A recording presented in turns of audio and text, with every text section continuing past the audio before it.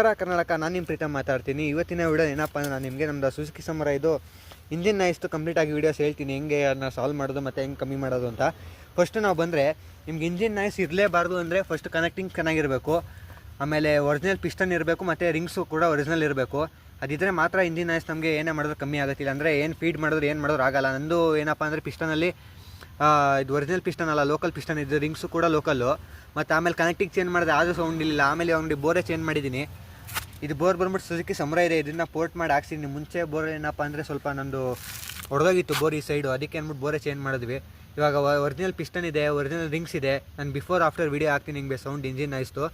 ಅದಿದ್ದರೆ ನೀವು ಇಂಜಿನ್ ನಾಯ್ಸ್ನ ಕಮ್ಮಿ ಮಾಡ್ಕೋಬೋದು, ಒರಿಜಿನಲ್ ಪಿಸ್ಟನ್ನು ಮತ್ತು ಒರಿಜಿನಲ್ ರಿಂಗ್ಸ್ ಇದ್ದರೆ. ಇಲ್ಲಾಂದರೆ ಫೀಡ್ ಮಾಡ್ಕೊಂಡೆ ಕಮ್ಮಿ ಮಾಡಬೇಕಾದ್ರೆ ಅದು ಪರ್ಮನೆಂಟ್ ಸೊಲ್ಯೂಷನ್ ಅಲ್ಲ ಅದು.